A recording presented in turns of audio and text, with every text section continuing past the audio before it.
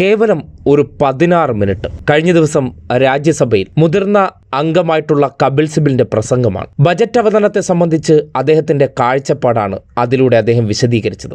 വിമർശനങ്ങൾ എത്രമാത്രം പോസിറ്റീവ് ആകണമെന്നും വിമർശനങ്ങൾ എത്രമാത്രം ആഴത്തിൽ ചിന്തിച്ച് കണ്ടെത്തി അത് ചൂണ്ടിക്കാട്ടേണ്ടതാണെന്നും ഈ പ്രസംഗം തെളിയിക്കുന്നുണ്ട്. ഭാഷ ഉപയോഗിച്ചിരിക്കുന്നത് ഇംഗ്ലീഷാണെങ്കിലും എത്ര നോർമലൈസ് ചെയ്ത് അല്ലെങ്കിൽ എത്ര ലളിതമായാണ് അദ്ദേഹം ആ വിഷയത്തെ അവതരിപ്പിച്ചതെന്ന് കേട്ടു നോക്കും. കുറച്ചെങ്കിലും കാഴ്ചപ്പാടുള്ളൊരു ഭരണകൂടമാണെങ്കിൽ രാജ്യത്തിൻ്റെ നാളത്തെ അവസ്ഥയെക്കുറിച്ച് ഇത്ര മികച്ചൊരു അഭിപ്രായ പ്രകടനം നടത്താൻ മറ്റാർക്കുമേ കഴിയില്ല.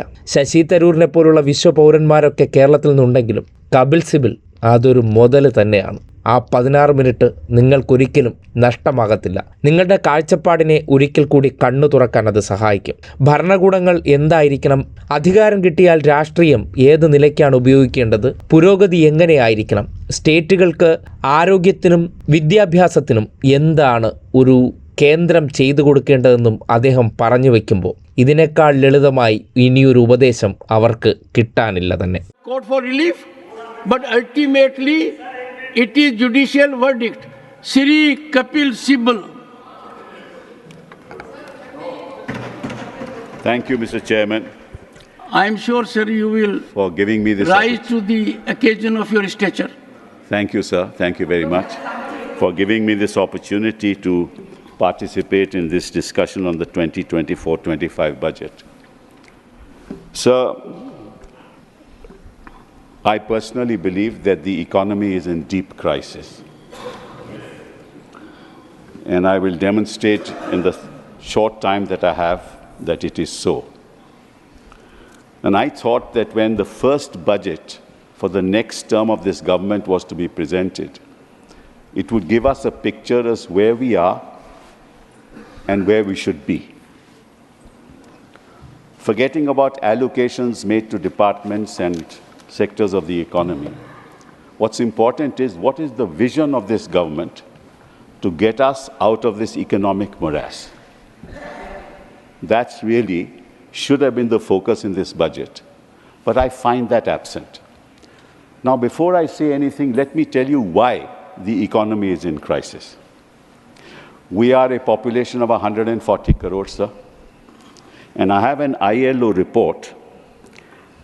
It's called the India Employment Paper 2024, which says that 83% of India's youth is unemployed. This is not my data. 83% of India's youth is unemployed. And in 2000, the employment was 35.2%. Unemployment was 35.2%. It increased in 2022 to 65.7% and in 2024 to 83%. This is the state of unemployment in our country. Now, how will you deal with that? Now, unemployment is not something that happens suddenly. It happens over a period of time. And it happens why?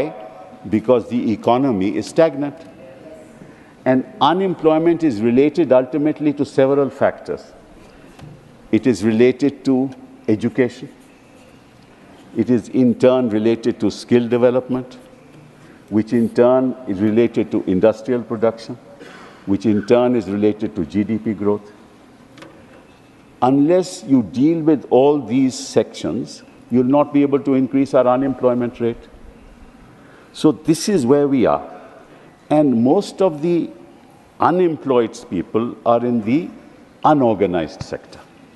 Only 10% are people who are organized in the organized sector. So the CMI data says that 79% of our population belongs to the working age group of 111 crore people out of 140 crore, of which 83% are unemployed.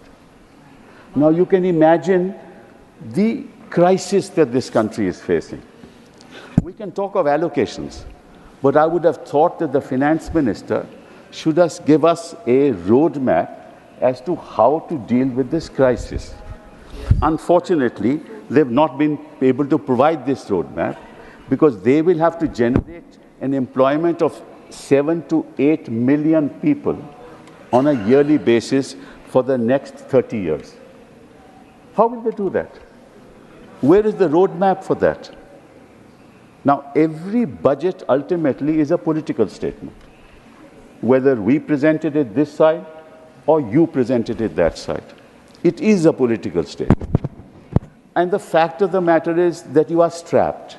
The fact of the matter is that you know that unless you get two people on board, your government will not survive. So your allocations, therefore, have to be tailor-made to the demands of those two people. Nothing wrong with that. I mean, I'm not criticizing you for that because that's the only way you will survive. Nothing wrong with that. Now, sir, in the India Skill Report, which is prepared by India, it says 7 to 8 million job seekers every year and 12 million jobs needed every year. No roadmap. No roadmap for that. Now, so this is one aspect. I've given you the figures. Now I come to the second aspect. The second aspect is that the world is moving in one direction and we are moving in another direction. Why do I say so? So as you know, the rest of the world, there is a declining population. Young people are few, the aged people far outnumber them. In order to ensure that their economy continues to grow, they have to go for artificial intelligence. Artificial intelligence means that you produce the same thing not through manpower, but through machines. Now, that artificial intelligence is good for the European system or the United States of America or the developed world. But in India, if you have 83% of our people unemployed, you can't use artificial intelligence. Right? Now, if you can't use artificial intelligence, industry per se has to use it because it otherwise won't be able to compete with the rest of the world. So that section of the economy, which is the IT sector, which has to use artificial intelligence, will start losing jobs. And your economic survey says that 0.3 to 0.4 job loss will take place in the IT sector. So the sector which gives you the maximum employment, because they have to compete with the rest of the world, is going to start losing jobs. And in fact, there's been no recruitment in this year in the IT sector. So where the economy is actually productive, you will lose jobs. And where the economy cannot afford artificial intelligence, you need jobs. And there is no roadmap for jobs. So this is a very serious issue that confronts this government. This is the second issue. And in fact, there is a report of the International Monetary Fund, which says that 60% of all jobs in the developed world will be lost. And 40% of all jobs in the rest of the world will be lost. So if the 40% of the jobs in our part of the world are lost, where are people going to get jobs?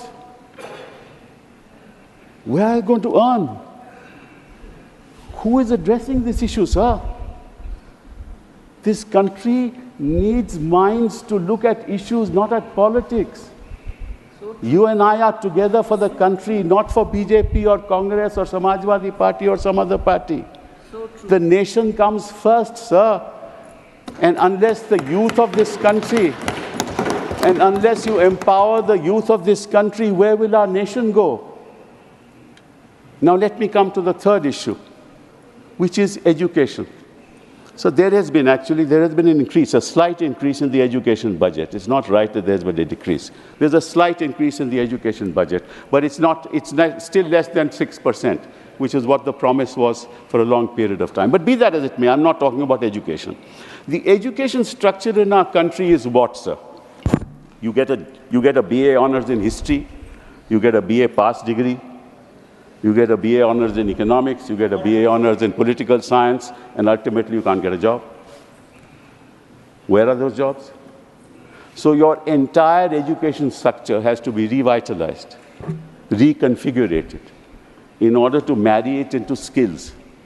In order to marry it into skills, you need a revamp of the secondary level education system of our country. Because that's where your education system should talk about skills along with education.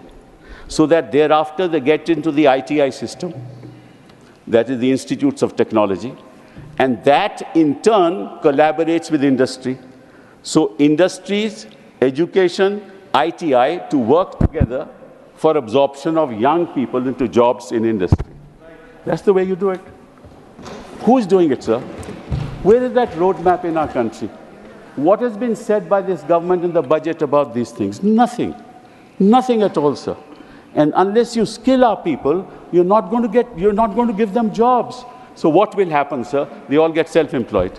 तो कोई दुकान डाल देता है, कोई कहता है कि मैं लोडर का जॉब ले लूँगा. हाँ, आपके बॉम्बे में क्या हुआ आप जानते हो, मैं उसके बारे में बात नहीं करूँगा. 47 लाख एप्लीकेशन और 60,000 jobs for inspectors in Uttar Pradesh. 47 lakh application. वो जॉब क्या करेगा? कोई युवा करेगा क्या? युवा को अगर जॉब नहीं मिलेगा तो फिर क्या होगा सर? वो इस किस्म की पॉलिटिक्स करता है जिसका ये वर्णन कर रहे थे, क्योंकि उनके पास और तो कुछ करने को है नहीं. सर 2 मिनट मैं बैठ जाऊंगा. 10 minutes. You look at the watch. 10 minutes. Okay, 1 more minute. Sir, you take time from Yes. Okay, 1 second. Okay, 1 second. Sir, let me tell Honorable you. members, 1 second. I'll sit down, sir. No. Mr. Kapil Sibil had to his account 5 minutes. I said he will have 10 minutes. So it is not that I am not looking No, at you've it. been very kind, sir. And no in the issue. Business Advisory Committee, at the suggestion of the Leader of the House... I wanted to, sir... One second. We'll add the time. At the suggestion of the Leader of the House, and everyone agreed, Mr. Derek O'Brien, Mr. Tiruchi Shiva, that to give a member 3 minutes, he can hardly contribute. That is why I am increasing the hours. Since I met him in my chamber, and we had settled for 10 minutes, but go for 15 minutes, sir. Go ahead. So that's very kind. Another 5 minutes. But after 5 minutes, I'm sure you'll take the seat. No problem. So whenever you ask, I have no desire, Mullahs, to bore the House on issues, Mullahs. Now let me tell you another issue, Mullahs, which is very important. Why is it important? So as you know, that ultimately allocations are made not by government but by Finance Commission. The 15th Finance Commission made the allocations as to which state is to get how much money. There's some element of politics in that, but let's leave that aside. The Finance Commission said that 41% of the revenues that are earned will go to the states. Right, sir? Now, what actually happened?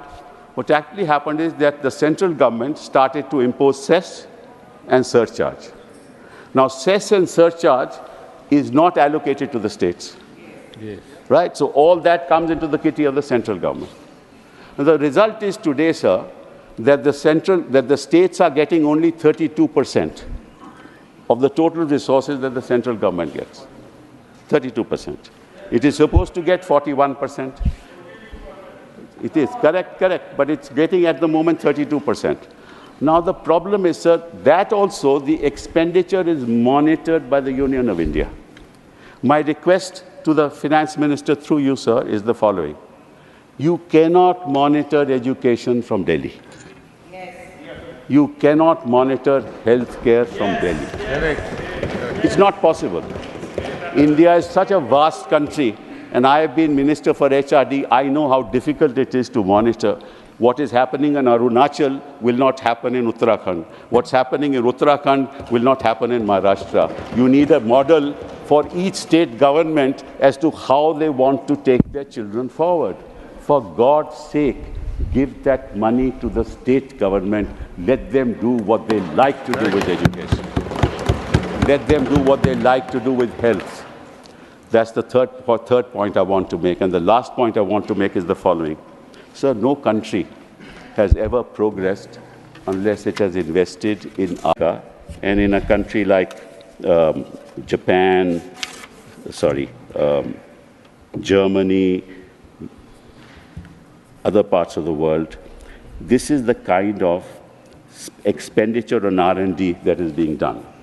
India, it is $47.57 billion, right, over a population of 140 crores. In Israel, it is $16 billion. In Japan, it is $172 billion. In US, it's $606 billion. In Germany, it's $131 billion. In China, it is $514 billion. Why is that, sir? The reason is all wealth is not created by industry. It is created in the university system. Through what? Through ideas. These ideas are translated into prototypes, and then angel investors come, invest in those prototypes. They then are translated into goods and services, and those goods and services ultimately sell. Now, if you do not invest in R&D, either in agriculture, and that is the biggest bane of our country, that you are talking about 2 lakh crores for the agricultural community, but no real expenditure on R&D in agriculture. If you spend 100 crores in agriculture, your return will be 1,000 crores. Therefore, all wealth is created in the university system, both in the United States and in China. And here you are controlling universities. Please allow the education system to be free. Do not interfere in the education system of our country. Do not interfere. And once you give enough resources to the university system, they will produce wealth in themselves. And that's how employment will be generated. And there are several agricultural economists in this country who have been saying this: invest in R&D in agriculture, including some of the people who have written newspaper articles recently. And what you have done in agriculture today, you have increased it by 5%, the budget by 5%. That's going to give you nothing, sir. So please free your mind from control. You want to control the politics of this country, you want to control the economy of this country. It can't happen from New Delhi. Give us freedom, give the states freedom, give our citizens freedom, give our women freedom, give our youth freedom. It's only then that India will rise and we will become a Viksit Bharat. Thank you very much. പരിപൂർണമായി അതിവിടെ കേൾപ്പിക്കാൻ കാരണം, ഈ ഒരു പ്രസംഗം മുഴുവൻ കേട്ടിരുന്നപ്പോൾ ഇതൊക്കെ ജനത കേട്ടിരിക്കേണ്ട പ്രസംഗങ്ങളാണ്. രാജ്യത്തിൻ്റെ നന്മയ്ക്കും രാജ്യത്തിൻ്റെ നാളെയെക്കുറിച്ച് ചിന്തിക്കുന്നവർ ഇന്നും ഈ സമൂഹത്തിൽ ജീവിച്ചിരിപ്പുണ്ടെന്നും രാഷ്ട്രീയം മാറ്റിവെച്ചുകൊണ്ട് രാജ്യത്തിൻ്റെ നാളത്തെ പുരോഗതിയും എങ്ങനെയാണ് ഈ രാജ്യം മുന്നോട്ട് പോകേണ്ടതെന്നും ആ കാഴ്ചപ്പാട് പങ്കുവയ്ക്കുമ്പോൾ അതിനോട് യുക്തിചിന്തകൾ ഉള്ളവർക്ക് മാത്രമേ യോജിക്കാൻ കഴിയുള്ളൂ. നിർഭാഗ്യവശാൽ നമ്മുടെ ഭരണകൂടത്തിന് ഇല്ലാതെ പോയതും അതാണ്. ഈ വാക്കുകളെ ഏത് രീതിയിൽ അവർ ഉൾക്കൊള്ളുമെന്നുള്ള കാര്യവും നമുക്ക് പ്രെഡിക്റ്റ് ചെയ്യാൻ കഴിയില്ല. മിക്കവാറും തള്ളിക്കളയാനാണ് സാധ്യത. കാര്യം രാഷ്ട്രീയമാണ്. രാഷ്ട്രമെന്ന പേര് പറഞ്ഞ് രാഷ്ട്രീയം വളർത്താൻ വേണ്ടി ഗിമ്മിക്കുകൾ കാട്ടുമ്പോൾ രാജ്യത്തിൻ്റെ പുരോഗതി ആർക്ക് വേണം? വാചാടോപത്തിനപ്പുറം മറ്റൊന്നുമില്ലാതെ മാധ്യമങ്ങളിലൂടെ കൊണ്ടുപിടിച്ച പ്രചരണം നടത്തി ഞങ്ങൾ എന്തൊക്കെയോ മാറ്റങ്ങൾ കൊണ്ടുവരുന്നു എന്ന് അവകാശപ്പെടുമ്പോൾ രാജ്യത്തിൻ്റെ തൊഴിലില്ലായ്മ ഉൾപ്പെടെയുള്ളവ എന്ത് ദിശാസൂചികയാണ് നൽകുന്നതെന്ന് കപിൽ സിബിൽ വളരെ കൃത്യമായി പറഞ്ഞു വയ്ക്കുന്നുണ്ട്.